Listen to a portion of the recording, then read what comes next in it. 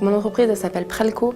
C'est une usine de préfabrication dans le bâtiment. On fait des balcons, des escaliers, des façades sandwich un peu spéciales. Mon travail consiste à gérer notre charge de travail, notre fabrication, pour justement livrer dans les temps, fabriquer correctement, que les éléments soient bons, soient beaux. Je m'occupe de gérer donc l'usine de préfabrication, de gérer les problèmes, d'ordonner le sens d'avancement de l'usine en fait. On fait un produit qui est assez particulier, qui a une petite touche de féminité quand même, parce qu'on fait des bétons de couleur, on fait des bétons jaunes, verts, roses, rouges, avec des dessins, sans dessin, donc c'est assez particulier, donc c'est une petite touche de féminité qui me déplaît pas, quoi. Le fait que je sois une femme n'a pas... Les gens étaient curieux. Les personnes un peu plus âgées, de l'âge de mon père, ont tendance à me dire « Ah, j'aimerais bien que ma fille, elle fasse ça, qu'elle ait un but, qu'elle ait envie, parce qu'elle ne sait pas ce qu'elle veut faire, parce que... » Alors ça m'a plu, quoi. Donc ils m'ont appris, ils sont venus me voir. Il y en a encore aujourd'hui qui viennent me voir pour me parler, mais vraiment pour me connaître, quoi. Donc c'est sympa, quoi. Il y a quand même de plus en plus de femmes qui sont chefs de chantier ou techniciennes de chantier, donc on commence à s'y faire. Il y a des coups de gueule, mais le soir, on va boire un café, puis c'est bon. Il y a de plus en plus de femmes et il y a un très bon contact et une très bonne ouverture d'esprit des hommes qui commence à se faire à ces niveaux-là. Et c'est souvent très apprécié d'avoir une femme parmi des hommes que des hommes seuls.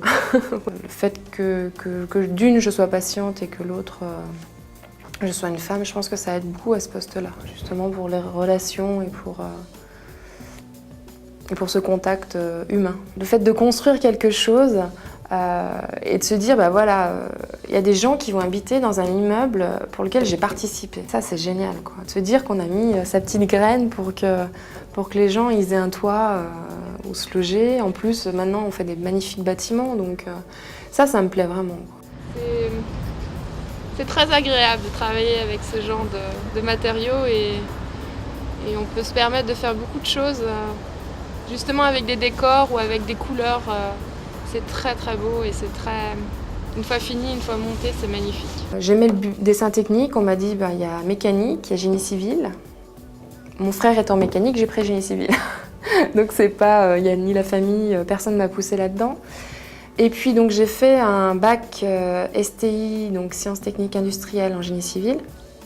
Et ça j'ai adoré. Donc après le bac, j'ai fait un BTS génie civil donc au lycée Louis Lachenal, donc un brevet de technicien supérieur, donc en 2 ans. J'avais signé mon contrat avant même d'avoir mon diplôme, parce que j'ai eu à peu près 3 ou 4 propositions d'embauche avant même d'avoir eu le diplôme, ce qui est quand même assez important. Et, tous les gens de ma session qui sont sortis ont tous trouvé du boulot très rapidement. Les entreprises déposaient déjà leur CV, leur demande d'emploi au lycée, donc on pouvait piocher dedans. Quand vous avez des bases comme ça de technique, vous arrivez à accéder à un nombre de métiers passionnants, remplis d'interactions entre les personnes, entre les hommes, entre les femmes. Alors moi je parle du bâtiment parce que c'est vrai que dans le bâtiment il y a un planel de métiers qui passe du dessinateur, donc en bureau, des ingénieurs, des architectes, que sur le chantier, en conduite de chantier, mais après ça peut très bien être l'électricité, la plomberie, l'étanchéité ou peintre en bâtiment, quoi, j'en sais rien. Ces métiers qui peuvent faire un peu peur pour une femme et qui sont en fait très très accessibles. Très accessibles.